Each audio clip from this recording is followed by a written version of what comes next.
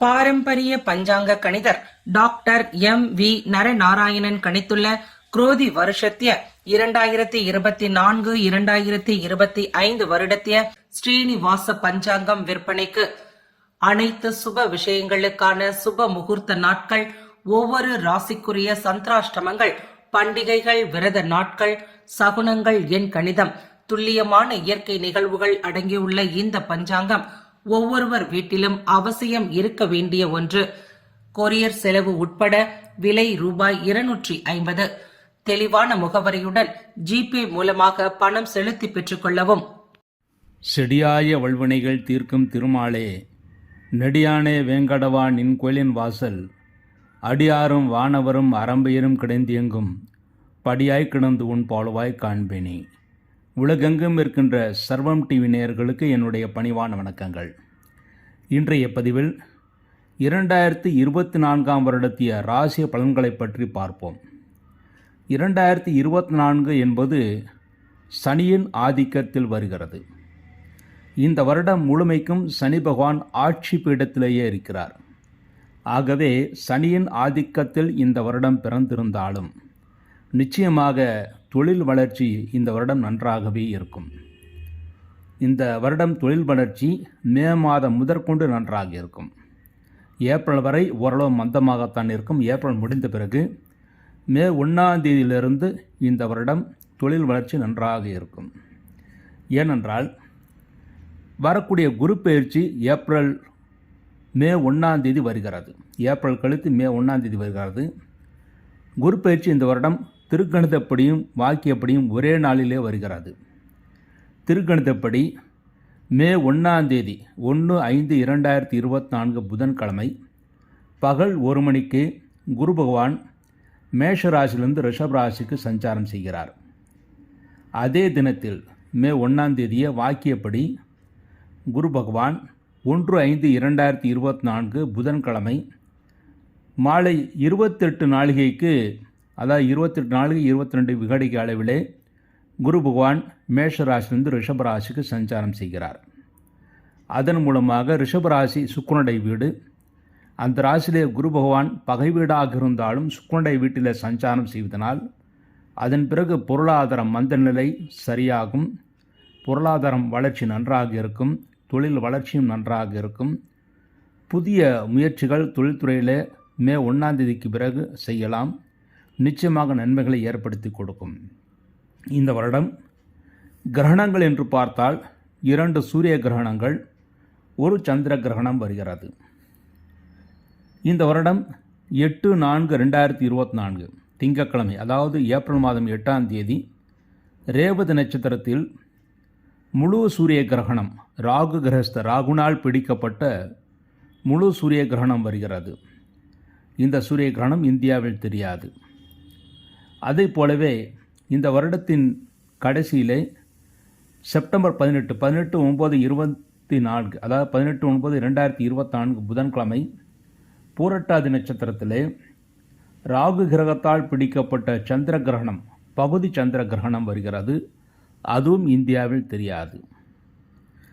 அடுத்து அக்டோபர் 2/10/2024 புதன்கிழமை என்று ஹஸ்தம் நட்சத்திரத்தில் நிகழ்கின்ற பகுதி சூரிய கிரகணம், அதுவும் இந்தியாவில் தெரியாது. ஆக இந்த வருடத்தில் 2 சூரிய கிரகணம், 1 சந்திர கிரகணம், இந்த 3 கிரகணங்களும் இந்தியாவில் தெரியாது. இந்தியாவில் இந்த கிரகணம் தெரியாதனால் எந்த சடங்கும் தேவையில்லை, எந்த சம்பிரதாயம் தேவையில்லை. ஆனால் கிரகணங்கள் இந்த வருடம் ஐரோப்பியத்திலே, அதாவது ஐரோப்பா நாட்டிலே அதிகமாக தெரியப்பட இருக்கிறது. ஆகவே அந்த பகுதியிலே இந்த வருடம் சேதாரங்கள், பிரச்சனைகள், குழப்பங்கள், இயற்கையினால் வரக்கூடிய பிரச்சனைகள் அனைத்தும் இந்த வருடம் ஐரோப்பா, அமெரிக்கா போன்ற நாடுகளில் நிகழும்.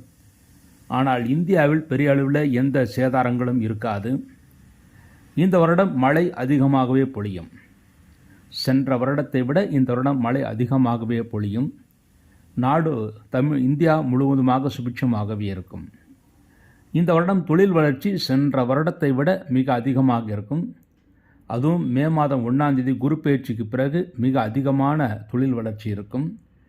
ஜிஎஸ்டி வரி வசூல் கூட மிக அதிகமாகவே இந்த வருடம் இருக்கும். இந்த வருடம் ஏப்ரல் மாதம் வரை, அதாவது ஏப்ரல் 30ஆம் தேதி வரை ஆண் குழந்தைகள் அதிகமாக பிறப்பார்கள். மே மாதம் 1ஆம் தேதிக்கு பிறகு, அதாவது சுக்கிரனுடைய வீட்டில் குரு பகவான் சஞ்சாரம் செய்த பிறகு பெண் குழந்தைகள் அதிகமாக பிறப்பார்கள்.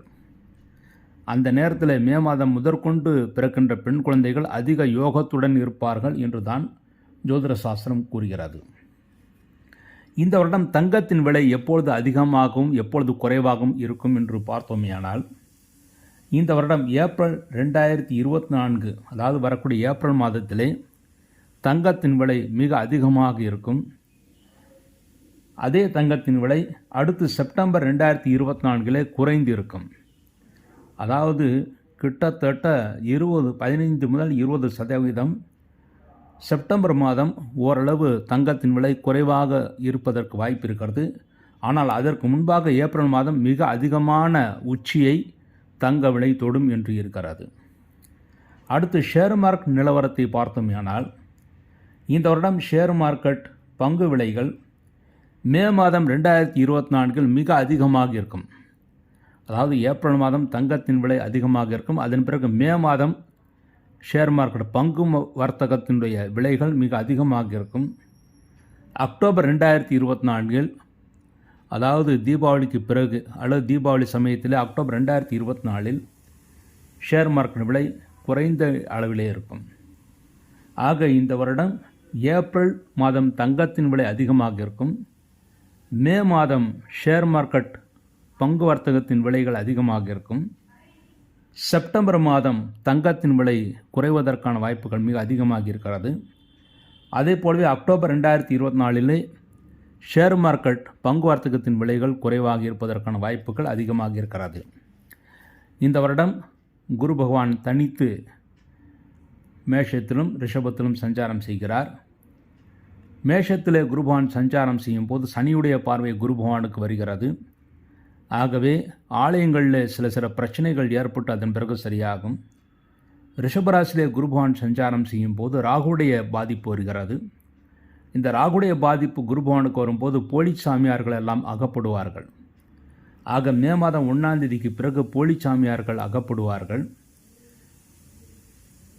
ஏப்ரல் மாதம் வரை திருக்கோயில்களுக்கு சில பிரச்சனைகள் ஏற்பட்டு அதன் பிறகு சரியாகும். எப்படியும் இந்த வருடம் ஆன்மீகவாதிகளுக்கு, ஒரிஜினல் ஆன்மீகவாதிகளுக்கு, அதாவது நியாயப்படி நடந்து கொள்கின்ற ஆன்மீகவாதிகளுக்கு நன்மைகள் ஏற்படுத்தி கொடுக்கும். போலி ஆன்மீகவாதிகளுக்கு தீமைகளை ஏற்படுத்தி கொடுக்கும். என்றால் குருவுக்கு சனியுடைய பார்வையும் அடுத்து ராகுடைய பார்வையும் வருகிறது. அடுத்து சனி பகவான் இந்த வருடம் முழுமைக்கும் ஒரே ராசிலேயே கும்பராசிலேயே சஞ்சாரம் செய்கிறார்.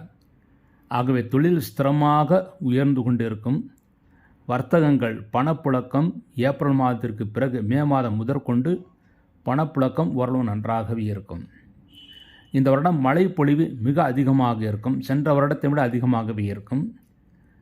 வறட்சி என்பது இந்த வருடம் இருக்காது. ஆக பயப்படுவதற்கு ஒன்றுமில்லை. இந்த வருடம் சென்ற வருடத்தை விட ஓரளவு சிறப்பான வருடமாகத்தான் இருக்கும். 2024 என்பது எண்கணிதப்படி 8 என்று வருகிறது. 8 என்பது சனியுடைய ஆதிக்கமுடையது. ஆனால் இந்த வருடம் முழுமைக்கும் சனி பகவான் ஒரே ராசியிலே சஞ்சாரம் செய்வதனாலும், சனி பகவான் ஆட்சி பலத்துடன் சஞ்சாரம் செய்வதனாலும் நிச்சயமாக தொழில் வளர்ச்சி நன்றாக இருக்கும். பிரச்சனைகள் எதுவும் இருக்காது. இந்த வருடம் அரசியல்வாதிகளுக்குள் பிரச்சனைகள் வந்தாலும் புதிய சட்டங்கள் இயற்றுவார்கள். அதன் மூலமாக நாடு தொழில் வளர்ச்சி, நாட்டு வளர்ச்சி அனைத்தும் நன்றாகவே இருக்கும். இந்தியாவுடைய வளர்ச்சி வெளிநாடுகளுடைய வளர்ச்சிகளை விட அதிகமாகவே இருக்கும். இந்த வருடம் இந்தியாவுடைய பெயரும் புகழும் சிறந்து விளங்கும். இதுதான் இந்த வருடத்துடைய சிறப்பு அம்சமாக அமைந்திருக்கிறது. அடுத்து ராசி பலன்களை பற்றி, ஒவ்வொரு ராசிக்கும் ராசி பலன்களை பற்றி பார்ப்போம். பாரம்பரிய பஞ்சாங்க கணிதர் டாக்டர் M.V. நரநாராயணன் கணித்துள்ள குரோதி வருஷத்திய 2024-2025 வருடத்திய ஸ்ரீனிவாச பஞ்சாங்கம் விற்பனைக்கு அனைத்து சுப விஷயங்களுக்கான சுப முகூர்த்த நாட்கள், ஒவ்வொரு ராசிக்குரிய சந்திராஷ்டமங்கள், பண்டிகைகள், விரத நாட்கள், சகுனங்கள், எண் கணிதம், துல்லியமான இயற்கை நிகழ்வுகள் அடங்கியுள்ள இந்த பஞ்சாங்கம் ஒவ்வொருவர் வீட்டிலும் அவசியம் இருக்க வேண்டிய ஒன்று. கொரியர் செலவு உட்பட விலை ரூபாய் 250. தெளிவான முகவரியுடன் ஜிபே மூலமாக பணம் செலுத்தி பெற்றுக் கொள்ளவும். சித்திரை 3-4 பாதங்கள், சுவாதி, விசாகம் 1, 2, 3 பாதங்களில் பிறந்த துளாராசி என்பர்களை, துளாராசியிலே பிறந்தவர்களுக்கு இந்த வருடம் முழுமைக்குமே, அதாவது 2024 வருடம் முழுமைக்குமே உங்கள் ராசிக்கு 12ஆம் இடத்திலே கேதுவும் 6ஆம் இடத்திலே ராகும் சஞ்சாரம் செய்கிறார்கள். இந்த வருடம் முழுமைக்கும் உங்கள் ராசிக்கு 5ஆம் இடம் பூர்வ புண்ணிய ஸ்தானத்திலே சனி பகவான் ஆட்சி பலத்துடன் சஞ்சாரம் செய்கிறார். உங்கள் ராசிக்கு 7ஆம் இடத்திலே ஏப்ரல் மாதம் வரை குரு பகவான் சஞ்சாரம் செய்கிறார். ஏப்ரல் மாதத்திற்கு பிறகு, அதாவது மே 1ஆம் தேதிக்கு பிறகு உங்கள் ராசிக்கு அஷ்டமத்தில் 8ஆம் இடத்திலே குரு பகவான் வருகிறார். இந்த பயிற்சிகளை எல்லாம் பார்க்கும்போது இந்த வருடம் எப்படி இருக்கும் என்று பார்த்தோமேயானால், இந்த 2024ஆம் வருடம் என்பது ஆரம்பத்தில் மிக மிக உத்தமமாக, நினைத்ததை விட சந்தோஷமாக இருக்கக்கூடிய வருடமாகத்தான் இருக்கிறது. அதாவது ஏப்ரல் மாதம் வரை நீங்கள் நினைத்த எல்லா காரியங்களும் நீங்கள் வெற்றியை பெறுவீர்கள். தொழில்துறையிலே நல்ல வளர்ச்சியை பெறுவீர்கள். புதிய முயற்சிகள் அனைத்திலும் நீங்கள் வெற்றியை பெறுவீர்கள். பூர்வ புண்ணிய சொத்துக்கள் கிடைப்பதாக இருந்தால் நிச்சயமாக கிடைப்பதற்கான வாய்ப்புகள் இருக்குது. அதற்கான முயற்சிகளை நீங்கள் தாராளமாக செய்யலாம். மாணவர்கள் நல்ல மதிப்பெண்களை பெறுவார்கள். அதன் மூலமாக நல்ல கல்லூரிகளை இடம் கிடைக்க பெறுவார்கள். உங்கள் ராசிக்கு 6ஆம் இடத்தில் இருக்கின்ற ராகு பகவான் பழைய பாக்கிகள் வசூலாகும். அதன் மூலமாக நல்ல பணப்புழக்கம் ஏற்படும். தாராள பணப்புழக்கத்தின் மூலமாக புதிய முயற்சிகள் அனைத்திலும் நீங்கள் வெற்றியை பெறுவீர்கள். 12ஆம் இடத்தில் இருக்கின்ற கேது பகவான் உங்களுக்கு அலைச்சலை ஏற்படுத்தி கொடுப்பார். தொழில் வளர்ச்சி காரணமாக அலைச்சல் மிக அதிகமாக இருக்கும். அதன் மூலமாக தூக்கம் குறைவு ஏற்பட வாய்ப்பு இருக்கிறது. ஆனால் சரியான நேரத்தில் தூங்குவதுதான் ஆரோக்கியத்திற்கு நல்லது. மே 1ஆம் தேதி அன்று, இந்த வருடம் 1/5/2024க்கு பிறகு மே 1ஆம் தேதிக்கு பிறகு குரு பகவான் உங்கள் ராசிக்கு 8ஆம் இடம் சஞ்சாரம் செய்கிறார். அதன் மூலமாக அஷ்டம குருவின் காரணமாக சில கோளாறுகள் ஏற்பட வாய்ப்பு இருக்கிறது. அது என்ன காரணம் என்றால், பொதுவாக குரு தனகாரகன். அந்த தனகாரகன் 8ஆம் இடத்தில் சஞ்சாரம் செய்வதனால் இந்த வருடம் மே 1ஆம் தேதிக்கு பிறகு பண விஷயத்தில் மிக மிக அக்கறை தேவை. ஏப்ரல் மாதம் வரை நல்ல பணப்புழக்கம் இருக்கும். அந்த பணப்புழக்கத்தை வைத்து நிறைய பேருக்கு கடன் கொடுத்து விடுவீர்கள். அந்த நீங்கள் கொடுக்கப்பட்ட கடனெல்லாம் மே 1ஆம் தேதிக்கு பிறகு இழுத்தடிக்க ஆரம்பித்து விடுவார்கள். அதன் பிறகு கடன் கொடுப்பது முற்றிலுமாக தவிர்ப்பது நல்லது. பண விஷயத்தில் இந்த வருடம் மிக எச்சரிக்கை தேவை. நல்ல நேரம் இருக்கும்போது, அதாவது ஏப்ரல் மாதம் வரை நல்ல நேரம், அந்த நல்ல நேரம் இருக்கும்போது உங்களுக்கு தேவையான புதிய வாகனங்கள் வாங்குவது, இடங்கள் வாங்குவது, கிரகப்பிரவேசம் செய்வது, சுபகாரியங்கள் செய்வது, திருமணம் போன்ற ஏற்பாடுகள் செய்வது போன்ற காரியத்திற்கு செலவிடலாம். ஆனால் மற்றவர்களுக்கு பணம் கொடுப்பதை தவிர்ப்பது நல்லது. மற்றவர்களுக்கு பணம் கொடுத்தால் அந்த பணம் மே மாதத்திற்கு பிறகு வருவதில் மிக மிக தாமதமாக வாய்ப்பு இருக்கிறது. ஏனென்றால் அப்பொழுது அஷ்டம குரு ஆரம்பிக்கிறது. மேலும் மே 1ஆம் தேதிக்கு பிறகு அஷ்டம குருவின் காரணமாக வயிற்றில் உஷ்ணம் ஏற்படுவதற்கும் மேலும் அஜீரண கோளாறுகள் ஏற்படவும் வாய்ப்பு இருக்கிறது. ஆகவே அஜீரணம் ஏற்படுத்தக்கூடிய பொருட்களை சாப்பிடுவதை முடிந்தவரை தவிர்த்து விடுவது நல்லது. தெய்வஸ்தலங்களுக்கு யாத்திரை செய்யும் போது நல்ல தரிசனம் கிடைக்கப் பெறுவீர்கள். அதாவது ஏப்ரல் வரை நல்ல தரிசனம் கிடைக்கப் பெறுவீர்கள். ஏப்ரல் மாதத்திற்கு பிறகு வெகு தூர யாத்திரைகள் செல்லும் போது முன்னேற்பாடுடன் செல்வதே மிகவும் சிறப்பானது. இல்லாவிட்டால் தெய்வ யாத்திரையில் செல்லும் போது தரிசனம் கிடைப்பதில் சிறு சிக்கல்கள் ஏற்பட வாய்ப்பு இருக்கிறது. பொதுவாக இந்த துலா ராசிக்கு குரு பகவான் ரோகாதிபதி. அவர் 8ஆம் இடத்திலே சஞ்சாரம் செய்வது உங்கள் ஆரோக்கியத்தில் இருந்த குறைபாடுகளை எடுத்து கூறுவதற்குத்தான் தவிர நிரந்தரமாக ஆரோக்கிய குறைவு கொடுப்பதற்காக அல்ல. ஆகவே இதுவரை உங்கள் உடலில் ஏதாவது பிரச்சனைகள் இருந்தால் அந்த பிரச்சனைகளை மே 1ஆம் தேதிக்கு பிறகு வெளிக்கொணர்வார். அதன் பிறகு தக்க மருத்துவத்தை அவர் எடுத்துரைப்பார். அந்த தக்க மருத்துவத்தின் மூலமாக உங்கள் ஆரோக்கியம் நிச்சயமாக நன்மை அடையும். ஆக அஷ்டம குரு என்பதனால் பெரிய பாதிப்பு வருமோ என்று நீங்கள் அச்சப்பட வேண்டிய அவசியம் கிடையாது. அந்த அஷ்டம குரு என்ன செய்யும் என்றால், மே 1ஆம் தேதிக்கு பிறகு வருகின்ற அஷ்டம குரு என்ன செய்யும் என்றால், பண விஷயத்தில் சிறிது அக்கறை தேவை. மற்றவர்களுக்கு கடன் கொடுப்பதையோ ஜாமீன் போடுவதையோ தவிர்த்து விடுவது நல்லது. அது தவிர்த்து விட்டாலே மற்றபடி பண விஷயத்தில் பிரச்சனை என்பது எதுவும் இருக்காது. மேலும் அஷ்டம் குருவின் காரணமாக ஆரோக்கியத்தில் இதுவரை நீங்கள் உங்கள் ஆரோக்கியத்தில் ஏதாவது குறைபாடுகள் இருந்தால் அந்த உள்ளுக்குள்ளேயே இருக்கிற குறைபாடுகள் எல்லாம் அவர் வெளிக்கொணர்வார். கொணர்வதன் மூலமாக அந்த பிரச்சனைகள்லாம், ஆரோக்கிய பிரச்சனைகள்லாம் தீர்வதற்குத்தான் வாய்ப்புகள் இருக்கிறதே தவிர நிரந்தரமாக அந்த பிரச்சனைகள் வருவதற்கான வாய்ப்புகள் இல்லை. ஆகவே பொதுவாக ஒன்று சொல்வார்கள், கஷ்ட காலம் வருவது எதற்காக என்றால் கரெக்ஷன் என்ட்ரி போடுவதற்கு என்று சொல்வார்கள். ஆகவே உங்களுடைய கரெக்ஷன் என்ட்ரி என்பது குருவால் போடப்படும். அதன் மூலமாக உங்களுக்கு எதிர்காலம் சிறப்பாகத்தான் அமையும். உத்தியோகஸ்தர்களுக்கு மே 1ஆம் தேதிக்கு பிறகு இடமாற்றங்கள் ஏற்பட வாய்ப்பு இருக்குது. ஆனால் தொழிலில் பெரிய தொய்வு என்பது ஏற்படுத்தாது. தனியார் கம்பெனியில் வேலை செய்பவர்கள் அதன் பிறகு வேறு கம்பெனிகளுக்கு மாற்றலாகுவார்கள். ஆனால் மாற்றலாகினாலும் நிச்சயமாக தொழில் இல்லாமல் போகும் என்று நீங்கள் எதிர்பார்க்க வேண்டாம். நிச்சயமாக தொழில் இருக்கும். தொழில் மாற்றம் வரும். மே 1ஆம் தேதிக்கு பிறகு தொழில் மாற்றம் வருமே தவிர தொழில் இல்லாமல் போகாது. கவலைப்படுவதற்கு ஒன்றுமில்லை. ஏப்ரல் மாதம் வரை மாணவர்கள் நல்ல மதிப்பெண்களை பெறுவார்கள். அதன் பிறகு மிகவும் கருத்துடன் படித்தால் மட்டுமே நல்ல மதிப்பெண்களை பெற முடியும். மாணவர்கள் மற்றவர்களுடன் கலந்து ஆலோசித்து, மற்ற நண்பர்களுடன் கலந்து ஆலோசித்து நீங்கள் படிப்பதை விட நீங்களாக படித்தாலே நிச்சயமாக நல்ல மதிப்பெண்களை பெற முடியும். மற்றவர்களுடன் கலந்து ஆலோசிக்கும் போது அவர்களுடைய சிந்தனை வேறாக இருக்கும், உங்களுடைய சிந்தனை வேறாக இருக்கும். அவர்கள் இந்தந்த பாடங்களெல்லாம் வராது, பரீட்சையில் வராது, கேட்க மாட்டார்கள் என்று சொல்லுவார்கள். ஆனால் உங்களுக்கு நன்றாக தெரியும் அது கேட்பார்கள் என்று. ஆனால் நீங்கள் நினைத்து தான் நடக்குமே தவிர நண்பர்கள் சொல்வது நடக்காது. ஆகவே பரீட்சைக்கு அருகிலே பரீட்சை நடக்கும்போது அதற்கு முன்பாக நண்பர்களுடன் இந்த விஷயமாக, படிப்பு விஷயமாக கலந்து உரையாடுவதை நிறுத்திவிடுவது நல்லது. அடுத்து இந்த வருடம் பரிகாரமாக இந்த துளாராசியிலே பிறந்து சித்திரை 3-4 பாதத்திலே பிறந்தவர்கள் அவசியம் ஒரு முறை சக்கரத்தாழ்வாருக்கு ஜனவரி அல்லது பிப்ரவரி மாதம் உங்கள் ஜென்ம நட்சத்திரத்திலே அபிஷேகம் செய்வது மிகவும் சிறப்பானது. சுவாதி நட்சத்திரத்திலே பிறந்தவர்கள் அவர்கள் நரசிம்மரை வழிபாடு செய்வது மிகவும் சிறப்பானது. முக்கியமாக ஒரு முறை அரக்கோணம் அருகிலே இருக்கின்ற ஷோலிங்கர் என்ற ஊருக்கு சென்று அங்கே நரசிம்மருக்கு ஒரு பெரிய மலையும் ஆஞ்சநேயருக்கு சிறிய மலையும் இருக்கிறது.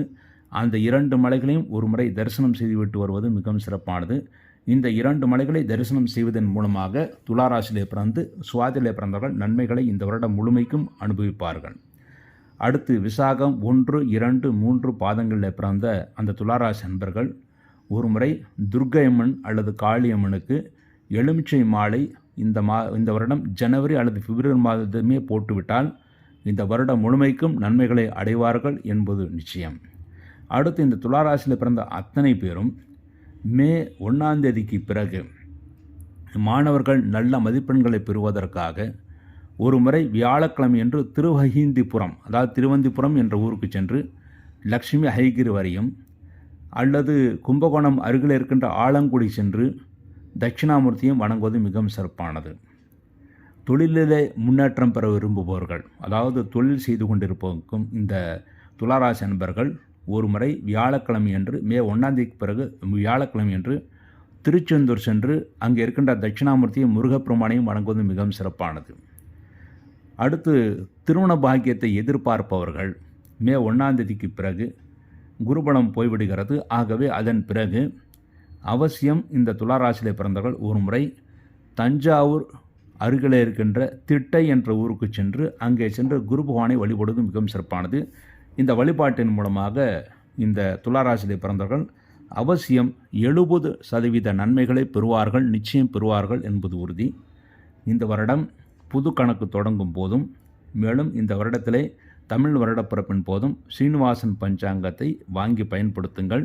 எளிமையாக பயன்படுத்தும் விதமாக தயாரிக்கப்பட்டது. அதை பயன்படுத்தி நல்ல முன்னேற முடியும். இவ்வாறாக 2024 வருடத்திய ராசி பலன்களை பற்றி பார்த்தோம். மீண்டும் ஒரு நல்ல பதிவில் இணைவோம் என்று கூறி விடைபெறுகிறேன். நன்றி, வணக்கம். பாரம்பரிய பஞ்சாங்க கணிதர் டாக்டர் M.V. நரநாராயணன் கணித்துள்ள குரோதி வருஷத்திய 2024-2025 வருடத்திய ஸ்ரீனிவாச பஞ்சாங்கம் விற்பனைக்கு அனைத்து சுப விஷயங்களுக்கான சுப முகூர்த்த நாட்கள், ஒவ்வொரு ராசிக்குரிய சந்திராஷ்டமங்கள், பண்டிகைகள், விரத நாட்கள், சகுனங்கள், எண் கணிதம், துல்லியமான இயற்கை நிகழ்வுகள் அடங்கியுள்ள இந்த பஞ்சாங்கம் ஒவ்வொருவர் வீட்டிலும் அவசியம் இருக்க வேண்டிய ஒன்று. கொரியர் செலவு உட்பட விலை ரூபாய் 250. தெளிவான முகவரியுடன் ஜிபே மூலமாக பணம் செலுத்தி பெற்றுக் கொள்ளவும்.